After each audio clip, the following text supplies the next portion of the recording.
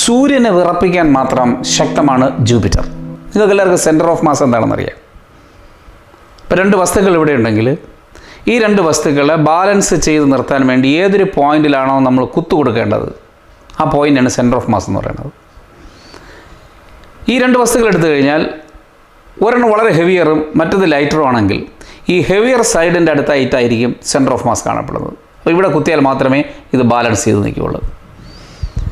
സൂര്യനും ഭൂമിയും എടുത്തു കഴിഞ്ഞാൽ സൂര്യൻ വളരെ ഹെവിയും ഭൂമി അതിനെ വീഴ്ച തീരെ ചെറുതുമാണ്. അപ്പോൾ ഇതിൻ്റെ സെൻറ്റർ ഓഫ് മാസ് എന്നത് സൂര്യനുള്ളിലാണ്.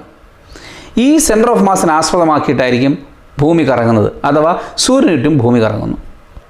ജൂപ്പിറ്റർ സൺ സിസ്റ്റം നമ്മൾ എടുത്തു കഴിഞ്ഞാൽ അതിൻ്റെ സെൻറ്റർ ഓഫ് മാസ് സണ്ണിന് പുറത്തായിരിക്കും. ഇതിനെ ബാരി സെൻറ്റർ എന്നും പറയും.